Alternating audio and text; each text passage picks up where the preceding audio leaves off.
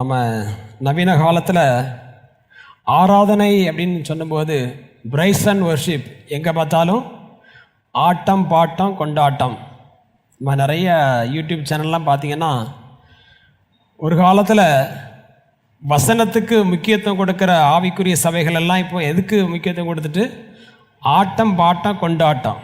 ஆனால் இதுக்கு தான் நல்ல வரவேற்பு இருக்குது. யார் மத்தியில்? இளைஞர்கள் மத்தியில். இன்றைக்கி வசனம் சொல்லும்போது விசனமாக தான் இருக்குது. எப்போ பார்த்தாலும் வசனமே பேசிகிட்டு இருக்கீங்க.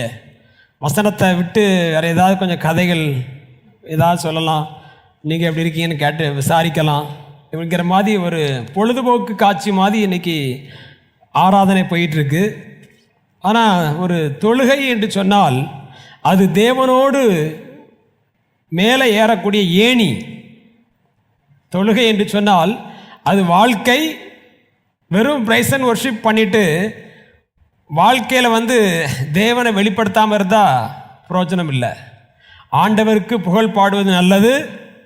புகழ் பாடுவதை விட புனிதமாய் வாழ்வது அதை விட நல்லது.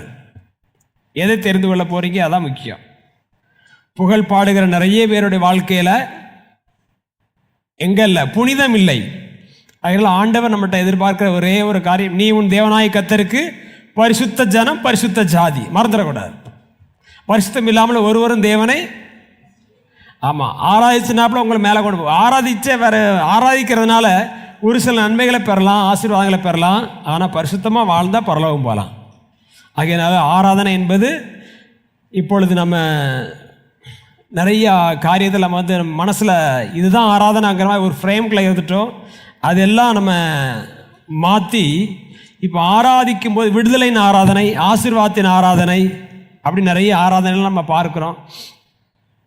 ஆராதனை என்று சொன்னால் எனக்கு என்ன கிடைச்சது என்பது அல்ல, ஆண்டவர் எதை பெற்றுக்கொண்டார், ஆண்டவர் எவராய் இருக்கிறார் அப்படி நினைச்சு துதிக்கிறதா ஆராதனை. ஆராதனை பாடலாம் நீங்கள் பழைய பாடலையும் பார்த்தீங்கன்னா தொழுகிறோம் எங்கள் பிதாவே, அது முழுக்க முழுக்க ஆராதனை பாட்டு. சர்வலோகாதிபா நமஸ்காரம், அதெல்லாம் கர்த்தர் எனக்கு அது செஞ்சார் இது செஞ்சார் வராது. ஃபுல்லாக அப்படி நாமத்தை சொல்லி துதிக்கிறது. இதுதான் வர்ஷிப், இதுதான் பிரைசிங்.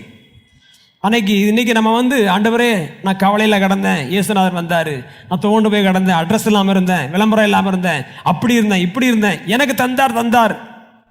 ஆண்டவர் எவராய் இருக்கிறார், அவருக்கு எதை செலுத்தினோம். சங்கீதம் 96:8 வாசிக்கும் போது மகிமையும் கனத்தையும் அவருக்கு செலுத்துங்கள். செலுத்துவது ஆராதனை, கொடுப்பது ஆராதனை. அதில் 3 காரியத்தை நான் சொல்ல போகிறேன். 1 அள்ளி கொடுக்கும் காணிக்கை, 2வது வசனத்தின்படி வாழ்வது, 3வது பாவத்தை பரிகரிப்பது. 3ம் ஆராதனை. ஒரு பக்தன் சொல்லுகிறார், நம்மை பாதிக்காத தொழுகை ஒரு காசும் பெறாதான். ஒரு உண்மையான ஆராதனையில் ஒரு பகுதி கர்த்தருக்கு கொடுப்பது. அந்த கொடுப்பது என்பது அது நிச்சயமாக நம்ம கர்த்தருக்கு கொடுக்குறோம் அப்படின்னா அது உண்மையிலே நம்மை பாதித்திருக்க வேண்டும். நம்ம பாதிக்கப்படக்கூடிய அளவில் கொடுக்கணும். அதை அப்படி கொடுத்தா தான் மக்கதோனியர் சபையார் தங்கள் திராணிக்கு மிஞ்சி அப்படிப்பட்ட கிருபையை அது ஒரு கிருபைங்கிறாரு. இன்னைக்கு வாங்குவதற்கு கிருபை இருக்குது, அநேகர் கொடுப்பதற்கு கிருபை இல்லை. அன்னாளை குறித்து வாசிக்கிறோம்.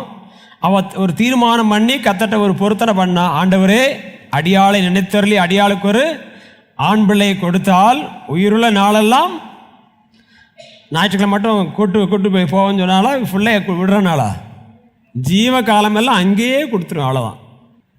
ஆண்டவராய் இயேசு கிறிஸ்து சொல்லுகிற, உன் தேவனாய் கர்த்தரிடத்தில் முழு இருதயத்தோடு முழு ஆத்மாவோடு முழு பலத்தோடு அன்பு, எல்லாம் முழுசாக கேட்காரு. நம்ம எல்லாம் கொஞ்சம் கொஞ்சமாக கொடுத்தே நம்ம பழகிட்டோம்.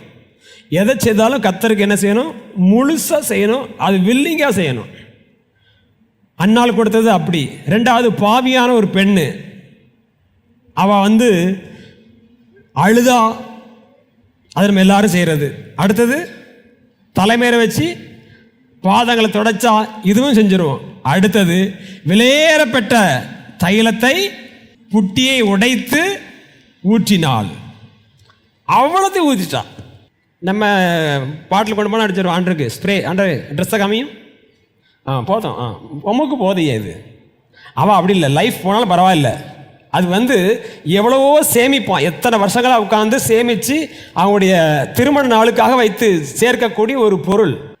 அவன் லேசாக அப்படி தடவி கொடுக்கல, புட்டியை உடைத்து அப்படியே ஊற்றிட்டா. இது என்னது? ஆராதனை. இவள் மிகவும் அன்பு கூர்ந்தாளே அப்படின்னு சொல்றார் ஆண்டவர். லூக்கா 21:4. அவர்கள் எல்லாரும் தங்கள் பரிபூர்ணத்திலிருந்து தேவனுக்கென்று காணிக்கை போட்டார்கள். இவளோ தன் வறுமையிலிருந்து தன் ஜீவனத்துக்கு உண்டாயிருந்ததெல்லாம் போட்டுவிட்டாள் என்றார். ஆமென், அல்லேலூயா. கர்த்தருக்கு கொடுப்பது ஒரு பெரிய பாக்கியம். ஐஸ்வர்யவான்கள் அதிகமாய் போட்டார்கள் இருக்கு. ஆனால் இந்த ஏழை விதவை குறித்து வாசிக்கும் போது தனக்கு உண்டாயிருந்தது எல்லாவற்றையும் போட்டு விட்டாள். கர்த்தருக்கு கொடுக்கும்போது கர்த்தர் கொடுத்ததை பார்க்க மாட்டாரு, வீட்டில் எவ்வளவு தேங்கி இருக்கு, எவ்வளவு பதுக்கி வச்சிருக்கோம் அதை பார்ப்பாரு. நம்ம கொடுக்கறத வச்சு இன்னைக்கு நான் கர்த்தருக்கு இது செஞ்சேன் அது செஞ்சேன்னு சொல்லலாம். எவ்வளவு கொடுத்தோம் என்று அல்ல, எவ்வளவு வைத்திருக்கிறோம் அதுதான் கணக்கு. புதிய ஏற்பாடு கணக்கே அப்படிதான். புதிய ஏற்பாட்டில் நீங்கள் ஆண்டுடைய அருள் மாறி அபிஷேகம் வரும்போது, அந்த அபிஷேகம் வரும்போது நிறைய காரியம் நடக்கும். அதில் ஒரு காரியம்தான், நிலங்களையும் ஆஸ்திகளையும் விற்று அப்போஸ்தலருடைய பாதத்தில் கொண்டு வந்து வைத்தார்கள். உண்மையான ஆவிக்குரிய அபிஷேகத்தினுடைய அந்த உண்மையான ஆவியுடைய கிரியை நமக்குள்ளே இருக்கும் என்று சொன்னால் நமக்குன்னு வைக்க மாட்டோம், அது சுவிசேஷ ஊழியத்துக்குன்னு கொடுப்போம். இது என்னது? கர்த்தருக்கு அள்ளி கொடுக்கிற காணிக்கை. இந்த அள்ளி கொடுக்கிற காணிக்கை இந்த 3 இதில் பார்க்கும்போது, ஒன்று பாவியான ஸ்திரீ, இன்னொன்று அன்னாள், இன்னொன்று இந்த ஏழை விதவை. இவங்கள எதையுமே அவங்க யோசிக்காம முழுசு கர்த்தருக்கு கொடுத்தாங்க. உங்கள் சரீரங்களை பரிசுத்தமும் தேவனுக்கு பிரியமான ஜீவ பலியாக ஒப்புக்கொடுங்கள், இதுவே நீங்கள் செய்யத்தக்க புத்தியுள்ள ஆராதனை. 2வது ஆராதனை என்று சொன்னால் வெறும் பாட்டு துதி அல்ல, வசனம் இருக்க வேண்டும். எரேமியா தீர்க்கதரிசன புஸ்தகம் 6ஆம் அதிகாரம் 10ஆம் வசனம். எரேமியா 6:10. அவர்கள் கேட்கும்படி நான் யாரோடே பேசி எச்சரிப்பேன், அவர்களுடைய செவி விருத்த சேதனம் இல்லாதது, அவர்கள் கேட்க மாட்டார்கள். கர்த்தருடைய வசனம் அவர்களுக்கு நிந்தையா இருக்கிறது, அதன் மேல் அவர்களுக்கு விருப்பமில்லை. கர்த்தருடைய வசனத்தின் மேல் பிரியமில்லை. ஆனால் நீங்க பாருங்க 20ஆம் வசனம், அதே எரேமியா 6:20. சேபாவிலிருந்து வருகிற தூபவர்க்கமும் தூர தேசத்தினுடைய சுகந்த பட்டையும் எனக்கு எண்ணத்துக்கு, உங்கள் சர்வாங்க தகனங்கள் எனக்கு விருப்பமல்ல, உங்கள் பலிகள் எனக்கு இன்பமாயிராது. ஆமென், அல்லேலூயா. வசனத்தை அசட்டை பண்ணி சுகந்த தூபவர்க்கத்தால் கர்த்தரை நம்ம என்ன செய்ய முடியாது? பிரியப்படுத்த முடியாது. ஃபர்ஸ்ட் வசனத்துக்கு நடுங்குகிறவனையே நோக்கி பார்ப்பேன். வசனத்தின்படி வாழ்க்கை இருந்தா அவங்க தான் கர்த்தரை ஆராதிக்க தகுதி உள்ளவர்கள். இந்த வசனத்தை பார்த்தா வசனத்துக்கு அவர் என்ன செய்யறாங்க? நிந்தையா இருக்கிறதாம். வசனம் சொல்லும்போது அவங்களுக்கு அவரால் ஏற்றுக்கொள்ள முடியல. இப்படிலாம் வாழணுமா, இப்படிலாம் கீழ்ப்படியணுமா, இப்படிலாம் கர்த்தர் கொடுக்கணுமா? வசன நிந்தையா இருக்கு. ஆனால் கர்த்தருக்கு சேபாவிலிருந்து தூபவர்க்கம், தூர தேசத்துடைய சுகந்தப்பட்ட எனக்கு எண்ணத்துக்கு வேண்டாம். உன் பிரைஸ் அண்ட் வர்ஷிப்பே தேவையில்லை. வாழ்க்கை சரியில்லாம கர்த்தரை துதித்தால் அது கர்த்தரை ஏமாற்றுவது போல இருக்கும். ஒரு பக்தன் சொல்லுகிறார், இப்பொழுது நவீன கால ஆராதனை எல்லாம் ஆண்டவருக்கு சக்கையும் உமியும் தான் கொடுக்குதான். என்னது?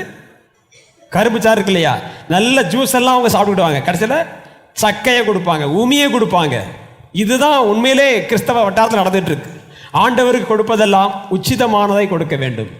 அவருடைய வசனத்துக்கு கீழ்ப்படிந்து அதுக்கு பிறகு கர்த்தரை நாம் ஆராதிக்க வேண்டும். இதுல தவறினவன் யாரு? சவுல். எதையும் கர்த்தருக்கு அவன் முழுசா கொடுக்கல. முதற்தரமானதெல்லாம் எடுத்து ஒதுக்கிட்டான், 2ஆம் தரமானது நலமில்லாதெல்லாம் அழித்து போட்டான். ஆனா வசனம் சொல்லுது, கர்த்தருடைய வசனத்தின்படி செய்கிற பலத்த சௌரியவான்களாகிய தூதர்களே. சங்கீதம் 103:20. கர்த்தருடைய வார்த்தையை கேட்டு அவருடைய வசனத்தின்படி செய்கிற பலத்த சௌகரியவான்களாகிய அவருடைய தூதர்களே, அவரை ஸ்தோத்திரியுங்கள். அல்லேலூயா. பலத்த சௌரியவான்கள் சபைக்கு வந்திருக்கீங்களா? வசனத்தை கேட்டு அதன்படி நீங்க செஞ்சீங்கன்னா நீங்க பலவீனம் கிடையாது, பலத்த சௌரியவான். சௌரியவான் சொன்னா ஒரு கீழ்ப்படிதல்ல. கர்த்தருடைய வசனத்தை கேட்ட உடனே இதுக்கு கீழ்ப்படியணும்னு சொல்லிட்டீங்கன்னா கர்த்தர் உங்களை பலவானா மாற்றுவார். என்ன பலவானாய் மாற்றுன்னு வெறும் வரட்டு ஜெபத்தை ஏறெடுக்காதீங்க. வசனத்துக்கு கீழ்ப்படிஞ்சு இதன்படி நான் செய்யணும்ப்பா, இதன்படி நடக்கணும் அப்படின்னா ஆண்டவர்கள் எப்படி பார்க்கிறாரு? பலத்த சௌரியவான்கள்.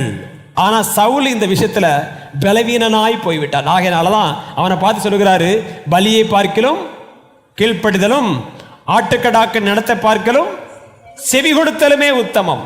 இரண்டகம் பண்ணுதல் பில்லி சுனிய பாவம். பில்லி சுனி யாருக்கு வைக்கிறாங்களோ அந்த குடும்பம் அழியும். ஆனா ஆவிக்குரிய ஜீவியத்துல ரெண்டகம் இருந்ததுன்னா மற்ற எந்த குடும்பமும் அழியாது, நம்ம அழிஞ்சிடும். உலக பிரகாரமான சூனியம் மற்ற குடும்பங்களை அழிக்கும். ஆவிக்குரிய சூனியம் ரெண்டகம் இருந்துச்சுன்னா அது நம்மளை அழிச்சிடும். ரெண்டகத்தோடு கூட என்ன செய்யக்கூடாது? கர்த்தரை ஆராதிக்க கூடாது. சவுல் அந்த சம்பவத்தில் எவ்வளவு தெளிவாக ஆண்டு சொல்றாரு. ரெண்டகம் பண்ணுதல் பில்லி சுனிய பாவம். எல்லா மனுஷனும் இருக்க வேண்டியது ஒரே அகம். உள்ளதை உள்ளதுன்னு இல்லதை இல்லதுன்னு சொல்லணும். இதுதான் சபை. வெளியரங்கமா இருக்கணும். இவரை புரிஞ்சுக்கிடவே முடியலையே, இவர் ஒரு மாதிரி இருக்காரு அப்படின்லாம் மலிக்கி நலிக்கலாம் இருக்கக்கூடாது. திறந்த புஸ்தகத்தை போல இருக்கிறோன்னு பவுல் சொல்லுகிறாரு. அப்படிப்பட்ட ஒரு திறந்த வாழ்க்கை இருந்தால் கர்த்தர் நம்மை பகிரங்கமாய் ஆசீர்வதிப்பார். நாம மறைச்சு ஒளிச்சு இருந்தா அவரும் நம்மை கண்டுகொள்ளவே மாட்டார். ஆகையெல்லாம் ரெண்டகம் பண்ணுதல் பில்லி சுனிய பாவம். ரெண்டகம்னா என்னது? அகம் புறம் ரெண்டு தான். ஆனா வசனம் சொல்லுது ரெண்டு அகமா. இங்க வந்தா தேவ பிள்ளை போல, அங்க இருந்தா குடும்பத்தில் இருந்தா நான் உங்களை மாதிரி தான், உங்க குடும்பம் தான், நம்ம இனம் தான், நம்ம ஜாதி தான், நம்ம கோத்திரம் தான். ஒரே அகம்தான் இருக்கணும். அந்த ஒரே அகமா இருந்தாதான் கர்த்தர் நம்மை ஆசீர்வதிப்பார். ரெண்டகம் பண்ணுதல் பில்லி சுனிய பாவத்திற்கு ஒப்பனையா இருக்கிறது. முரட்டாட்டம் பண்ணுறதுன்னா என்னது? பிடிவாதம். எல்லா வாதத்துக்கும் மருந்து இருக்கு. பிடிவாதத்துக்கு பிடிவாதம் பிடிக்கக்கூடாது. சவுலுக்குள்ள இருந்து ஒரு பிடிவாதத்தின் ஆவி. கர்த்தர் எத்தனை முறை எச்சரித்தாலும் அபிஷேகம் பண்ணவனுக்கு விரோதமாகவே கிரியை செஞ்சுட்டு இருந்தான். உங்க பக்கத்தில் இருக்கிற சகோதரருக்கு, உங்க கூட இருக்கிற ஆராதிகளுக்கு விரோதமாகவே நீங்க ஆவியில விசனப்பட்டு அவங்களே கரிஞ்சு கரிஞ்சு கொண்டுட்டு இருந்தீங்கன்னா யாரு? சவுல் தான் கடைசியில் அழிஞ்சான். வசனத்தின்படி நம்முடைய வாழ்க்கையை அமைத்து அதற்கு பிறகு கொடுத்து தேவனுக்கு செலுத்துவதுதான் எனது துதி. மூன்றாவது, பாவத்தை பரிகரிக்க வேண்டும். யோசுவாவின் புஸ்தகம் 7ஆம் அதிகாரம். அப்பொழுது யோசுவா ஆகானை நோக்கி, மகனே, நீ இப்பொழுது இஸ்ரவேலின் தேவனாகிய கர்த்தரை மகிமைப்படுத்து. அவருக்கு முன்பாக அறிக்கை பண்ணி நீ செய்ததை எனக்கு சொல்லு, அதை எனக்கு ஒழிக்காதே என்றான். ஆமென், அல்லேலூயா. நம்ம என்ன நினைப்போம்? இஸ்ரவேலின் தேவனாகிய கர்த்தரை மகிமைப்படுத்தினா அல்லேலூயா, கர்த்தர் நல்லவர், கர்த்தர் வல்லவர், கர்த்தர் பெரியவர்னு சொல்லிட்டு நமக்கு ஓடிடும். ஆனா இங்க வசனம் என்ன சொல்லுது? மகனே, நீ என்ன செய்? இஸ்ரவேலின் தேவனாகிய கர்த்தரை மகிமைப்படுத்து. நீ என்ன செஞ்சியோ அதை இங்க வந்து சொல்லு. தேவ சமூகத்துல நம்ம என்ன செஞ்சோம், நம்ம எப்படிப்பட்ட ஆளா இருக்கிறோம். யூதா கோத்திரம் தான் கர்த்தரால் தெரிந்தெடுக்கப்பட்ட, கர்த்தரை துதி செய்கிறதுக்காக பிரித்தெடுக்கப்பட்ட கூட்டம் தான் யூதா கூட்டம். அதுல ஒரு மனுஷன் தான் யாரு? இந்த ஆகான். கர்த்தர் நல்ல ஒரு உயர்ந்த ஸ்தானத்துல வச்சிருந்தாரு. கர்த்தரை துதிக்கிறது எப்படி லூசிபர் கீழே விழுந்து போனானோ அதே போல இந்த ஆகான் கர்த்தரை துதிக்கிறதுல மகிமைப்படுத்துகிறதுல முன்னணியில் இருக்கணும். ஆனா அவன் கையை நெஞ்சது பாபிலோனிய சால்வை, ஒரு பொன் பாலம் கையை வச்சு எடுத்து எங்கொண்டு போய் வச்சுட்டான். அவன் கூடாரத்தில் குழியை தோண்டி உள்ள வச்சுட்டான்.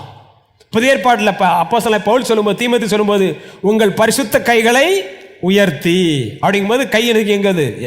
நம்ம கை உயர்த்தமே தெரியும். ஏய், நீ பொன் பாலம் திருடினவன், பாபிலோனிய சால்வை எடுத்து கூடாரத்துக்கு கீழே மறைச்சு வச்சவன், கள்ள கையெழுத்து போட்டவன், லஞ்சம் வாங்கினவன், மனைவி அடித்தவன், கணவனை அடித்தவன். ரெண்டு இருக்காங்க. மனைவி மாத்திரம் அடிக்க மாட்டாங்க. சில கணவன் மனைவி மாதிரி என்ன செய்வாங்க? கணவனை.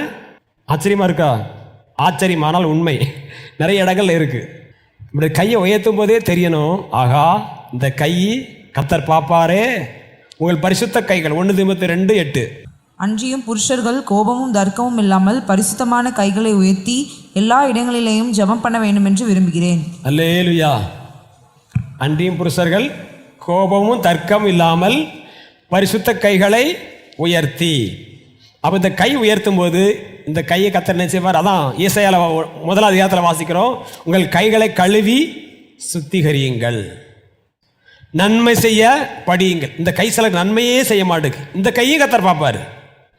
நீ மற்றவனை அடிக்கிற துன்புறுத்துற அதே நேரத்தில் யாருக்கு எதையும் கொடுக்கவும் இல்லை. நன்மை செய்ய படியுங்கள். தீத்துக்கு சொல்லும்போது நன்மை செய்ய பழகட்டும் அப்படிங்கிறாரு. அது ஒரு வசனத்தை மட்டும் வாசிப்போம். தீத்தின் புஸ்தகம். இராதபடி குறைவுகளை நீக்குவதற்கு ஏதுவாக நற்கிரிகளை செய்ய பழகட்டும். அல்லேலூயா. சைக்கிள் ஓட்டி பழகிறது அல்லது மற்ற மிஷினை இயக்க பழகிறது, இது போல நடக்க பழகிறது. இதே போல நற்கிரிகளை செய்ய என்ன செய்யணுமா? அது ஒரு ட்ரைனிங். சபை தான் அந்த ட்ரைனிங் கொடுக்கு. நற்கிரியை செய்ய நீ பழகு. அதாவது கையை வச்சு எத்தனை பேருக்கு என்ன செய்யி? நன்மை செய்யி. மற்றவங்களுடைய கண்ணீரை தொட அந்த கையை கர்த்தர் பார்க்கட்டும். இந்த கரங்களை பார்த்து இந்த கரங்களை என்ன செய்வார்? இது பரிசுத்தமான கைகளாம். பிறருக்கு தீங்கு செய்யாத கைகள், பிறரை தாங்குகிற கைகள், பிறருடைய கண்ணீரை துடைக்கிற கைகள், பிறருக்கு ஆதரவாக இருக்கக்கூடிய கைகள்.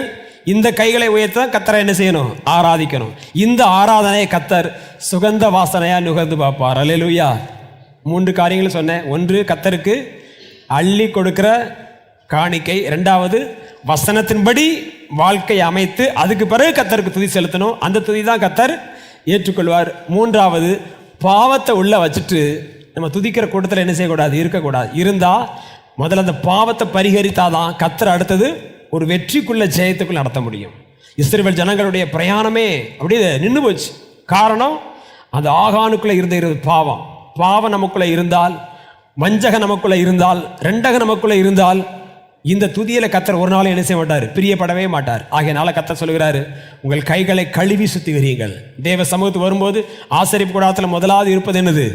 பலிபீடம்.